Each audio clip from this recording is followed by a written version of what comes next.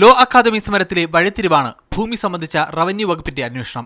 Academy നിലനിൽക്കുന്നത് സർക്കാർ ഭൂമിയിലാണെന്നും മാനേജ്മെന്റിനെതിരായ പരാതികളുടെ പശ്ചാത്തലത്തിൽ അധിക ഭൂമി സർക്കാർ ഏറ്റെടുക്കണമെന്നും സമരപന്തലെത്തിയ VS അച്യുതാനന്ദൻ ആവശ്യപ്പെട്ടിരുന്നു.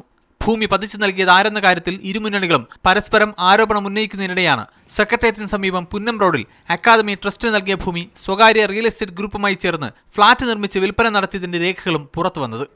എന്നാൽ ഭൂമി തിരിച്ചുപിടിക്കൽ സമരത്തിന്റെ ആവശ്യമല്ലെന്നും സർക്കാർ വിരുദ്ധ രാഷ്ട്രീയമാണ് ഇതിന് പിന്നിലെന്നുമായിരുന്നു CPM സംസ്ഥാന സെക്രട്ടറി കോടിയേരി ബാലകൃഷ്ണന്റെ നിലപാട്. പരാതികളൊന്നും ലഭിച്ചിട്ടില്ലെന്ന് റവന്യൂ മന്ത്രിയും പ്രതികരിച്ചു.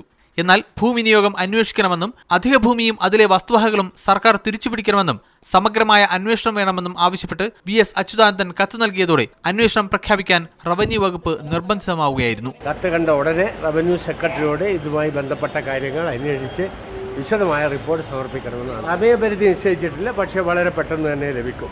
അക്കാദമിയുടെ ഇന്നത്തെ ഘടനയിലുള്ള ട്രസ്റ്റിന് തന്നെയാണോ ഭൂമി നൽകിയതെന്നും പരിശോധനയിൽ വരും.